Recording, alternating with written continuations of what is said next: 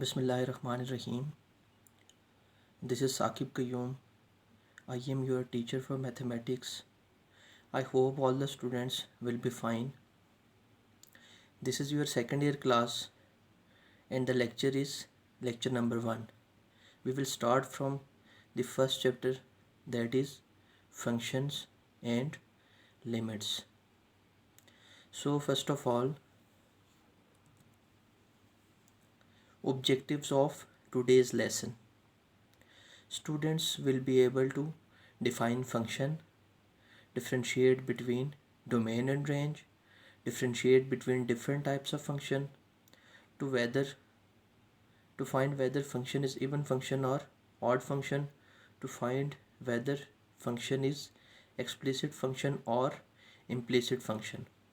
तो इसमें आपने कुछ चीज़ें डिस्कस करनी है इस लेक्चर में फंक्शन के हवाले से, डोमेन और रेंज क्या चीज़ होती है और फंक्शन की डिफरेंट टाइप्स कौन सी हैं। फिर कोई फंक्शन आपको दे दिया जाता है, उसमें बताना होगा आपको कि इसमें इवन फंक्शन कौन सा है और ऑड फंक्शन कौन सा है। और सिमिलरली आपने बताना है कि भाई जो आपका फंक्शन गिवन है वो एक्सप्लिसिट फंक्शन है या इम्प्लिसिट फंक्शन है। So what is a function? A function by definition is a relation from set x to set y, and this relation is connected to elements x of set x and elements y of set y. Domain are elements of set x. For domain y should be defined. Range are elements of y. For range x should be defined. तो definition से आप देख सकते हैं कि function basically एक relation है। अब रिलेशन जो है वो मुख्तलिफ़ तरह के रिलेशन हो सकते हैं, जैसे स्टूडेंट टीचर का रिलेशन हो गया, फादर एंड सन का रिलेशन हो गया, फादर एंड डॉटर का रिलेशन हो गया। तो सिमिलरली जो दो सेट्स का आपस में रिलेशन है, एक सेट एक्स है और दूसरा सेट आपका वाई है, या आप सपोज कर सकते हैं कि एक सेट आपका ए है और दूसरा सेट आपका बी है। तो इन दोनों सेट्स के एलिमेंट्स का जो आपस में कनेक्शन होगा, जो रिलेशन होगा, उस चीज़ को हम फंक्शन बोलेंगे। तो फंक्शन को डिफ़ाइन करने के बाद हमारे पास दो चीज़ें याद आती हैं उसी फंक्शन के अंदर। पहली चीज़ ये है कि डोमेन क्या है और सेकेंडली रेंज जो है वो क्या चीज़ है। तो जो एलिमेंट्स होंगे सेट एक्स के वो डोमेन होंगी और जो सेट वाई के एलिमेंट्स होंगे वो रेंज होंगी। और डोमेन के लिए हमारे पास ज़रूरी है कि जो वाई है आपके पास वो डिफ़ाइन होना चाहिए, अनडिफाइंड नहीं होना चाहिए, यानी उसके डिनोमिनेटर में ज़ीरो नहीं आना चाहिए। अगर किसी फंक्शन के डिनोमिनेटर में ज़ीरो आ जाएगा तो वो अनडिफाइन हो जाएगा और वो उसकी डोमेन नहीं होगी। और रेंज फाइंड करने के लिए हमारे पास ये है कि जो आपका एक्स है वो डिफ़ाइन होना चाहिए, वो अनडिफाइन नहीं होना चाहिए। तो इसमें दो वेरिएबल्स आपके इन्वॉल्व होंगे, एक्स और वाई। एक्स जो है वो आपका इंडिपेंडेंट वेरिएबल है और वाई जो है वो आपका डिपेंडेंट वेरिएबल है। मैं कुछ एग्जांपल्स आपसे शेयर करूंगा, उसके बाद आपको क्लियर हो जाएगा फंक्शन के हवाले से। अच्छा, फंक्शन को हम एज अ मशीन भी ले सकते हैं। ये किस तरह की मशीन है? कंप्यूटिंग मशीन है। इसकी एक इनपुट है और एक इसकी आउटपुट है। ये एक फंक्शन ले लेती है, लेट्स सपोज एक्स है, उस पर कोई फंक्शन परफॉर्म करती है और फिर उसकी एक सर्टेन आउटपुट दे देती है in the form of y. तो अब आप देख सकते हैं फंक्शन को रिप्रेजेंट कैसे किया जाता है। Y is equal to f of x. तो इसका जो कॉन्सेप्ट है, सबसे पहले फंक्शन का वो लिबनिज़ आपका साइंटिस्ट है उसने दिया है इसमें, जो कि इसको रिप्रेजेंट करते हैं y is equal to f of x से, और इसको हम पढ़ते हैं y is a function of x. तो जो डोमेन होती है फंक्शन की वो इनपुट से रिलेटेड है, एक्स से रिलेटेड है, और जो रेंज होती है वो आउटपुट से रिलेटेड है, और वो जो है वाई जो है उस पर उससे जो है हम बता सकते हैं कि इसकी रेंज क्या है। और आप देख सकते हैं कि वाई की जो वैल्यू है वो एक्स पे डिपेंड कर रही है। नेक्स्ट, अच्छा यहाँ पर आप चेक कर सकते हैं एक ऐसा फंक्शन है जिस दो सेट्स आपको दिए हुए। एक सेट आपके पास है 1 2 3 4 और दूसरा सेट है आपके पास A B C and D. तो देख सकते हैं कि फंक्शन जो है वो इन दोनों को आपस में रिलेशन बता रहा है कि 1 का जो है ए के साथ रिलेशन है, 2 का बी के साथ, 3 का सी के साथ, और जो 4 है इसका डी के साथ रिलेशन है। तो जो 1 2 3 4 है वो इस फंक्शन की इनपुट है, और जो ए बी सी डी है वो इस फंक्शन की आउटपुट है। अच्छा, मज़ीद हम कुछ एग्जांपल्स डिस्कस करते हैं तो हमें क्लियर हो जाएगा। फॉर एग्ज़ाम्पल, जो है इसमें अगर इनपुट की बात की जाए तो जो इनपुट होगी वहाँ से हमें सेट जो फंक्शन है उसके डोमेन्स मिलेंगे, और जो रेंज है वो हमें जो जो भी फंक्शन है उसका जो सेट आउटपुट सेट है उससे हमें फंक्शन की रेंज मिलेगी। तो आई होप कि आपका ये कॉन्सेप्ट जो है इनपुट और आउटपुट का और डोमेन और रेंज का वो क्लियर हो गया होगा कि किसी भी जो फंक्शन की इनपुट सेट के जो एलिमेंट्स हैं वो डोमेन होंगे, और जो आउटपुट सेट है उसके जो एलिमेंट्स होंगे वो आपकी रेंज कहलाएगी। So this is another example of a function. Its input is triangle, square, pentagon, hexagon and octagon, and its output is the number of sides of the following figures. For example, the number of sides of a triangle are 3, the number of sides of a square are 4, the number of sides of pentagon 5, hexagon 6 and similarly octagon 8.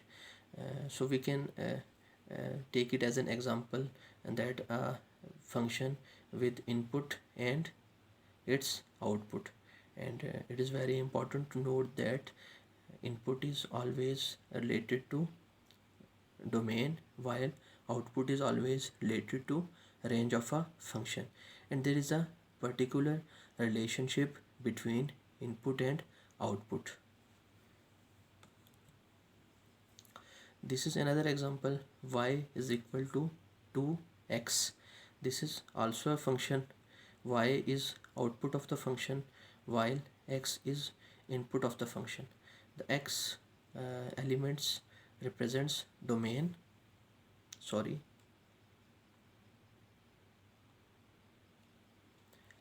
इसमें जो आपकी x की जो values हम put करेंगे, let's suppose 1 2 3 4, वो हमारे पास इस फंक्शन की इनपुट आ जाएगी, और जो हमारे पास जो आउटपुट y की वैल्यूज़ आएंगी वो आउटपुट हो जाएगी, और वो हमारे पास जो है रेंज की सूरत में हमारे पास आ जाएगी। y is equal to 2x। आप देख सकते हैं इस एग्जांपल में y is equal to 2x।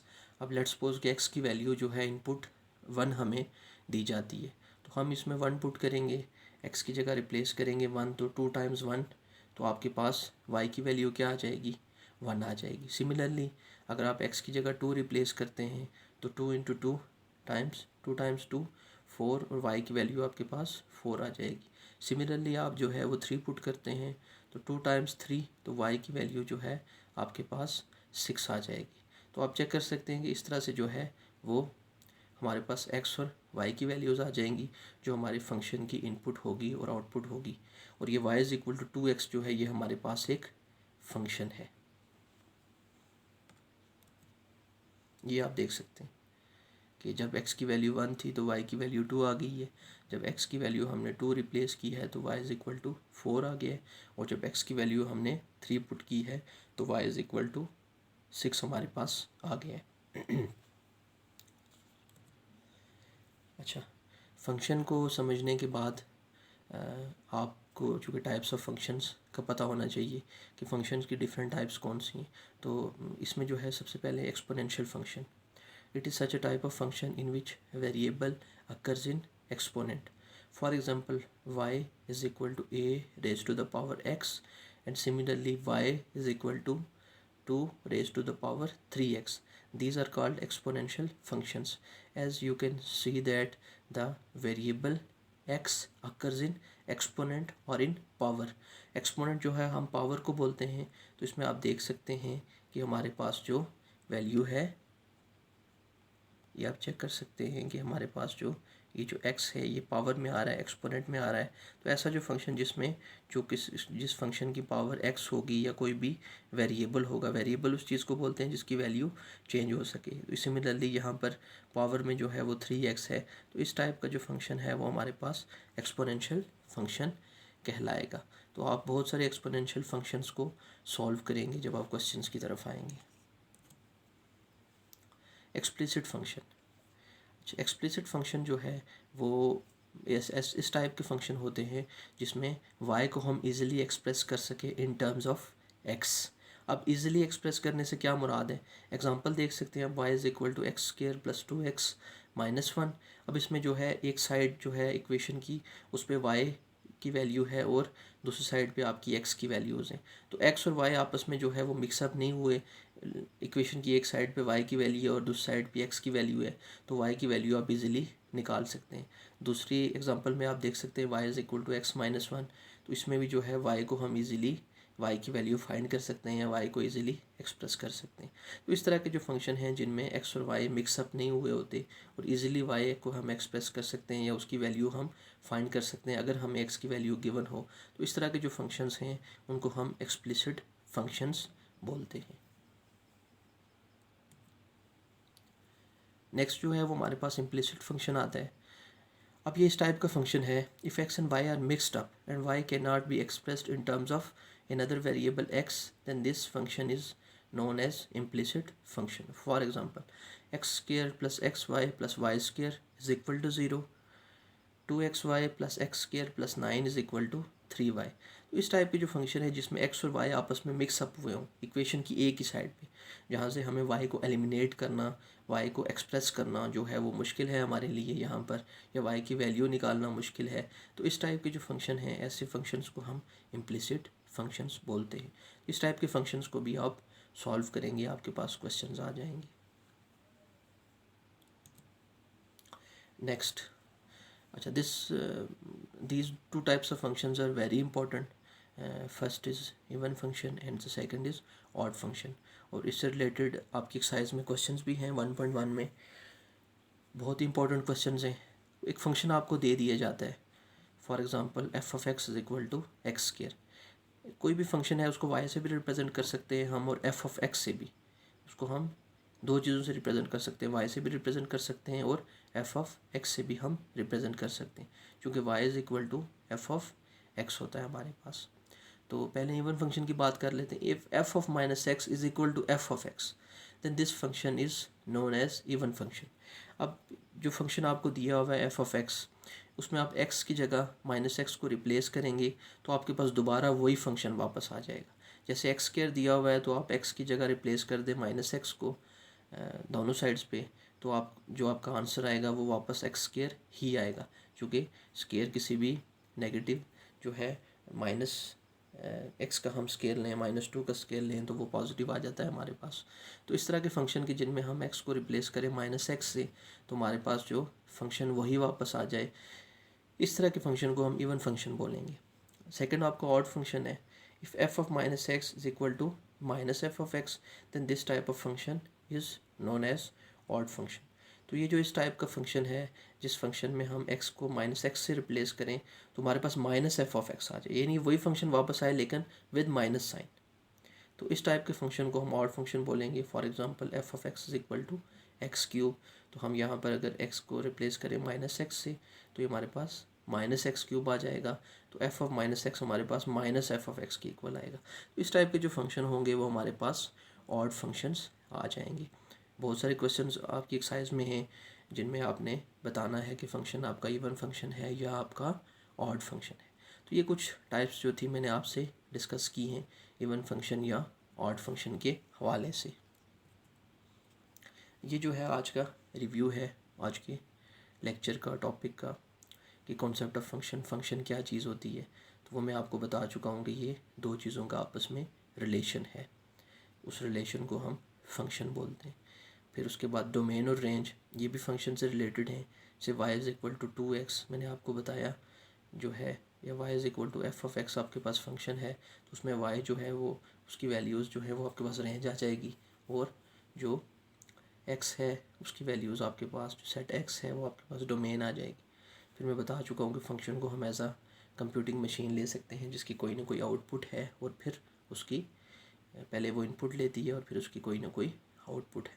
तो इस टाइप के फंक्शन जो हैं वो आपके इम्प्लिसिट और एक्सप्लिसिट फंक्शन और फिर टाइप्स ऑफ फंक्शन ये मैंने डिस्कस कर लिया आपसे। फिर इवन ऑड फंक्शन है, तो इसमें यह है कि आप इसको रिव्यू करेंगे, बिल्कुल बेसिक है, आपका फर्स्ट चैप्टर है। तो इंशाल्लाह आपको कोई भी प्रॉब्लम हो तो आप मेरे साथ व्हाट्सएप पे मुझसे हेल्प ले सकते हैं, या आपके जो गूगल क्लासरूम है उसमें आप मुझसे हेल्प ले सकते हैं, और लाइव भी आप मुझे कॉल कर सकते हैं, और जिस टाइप की हेल्प जो है वो आपको चाहिए वो आपको मिल जाएगी। कोई भी प्रॉब्लम है उसमें आपको इंशाल्लाह मैथ्स में इशू नहीं रहेगा। Thank you.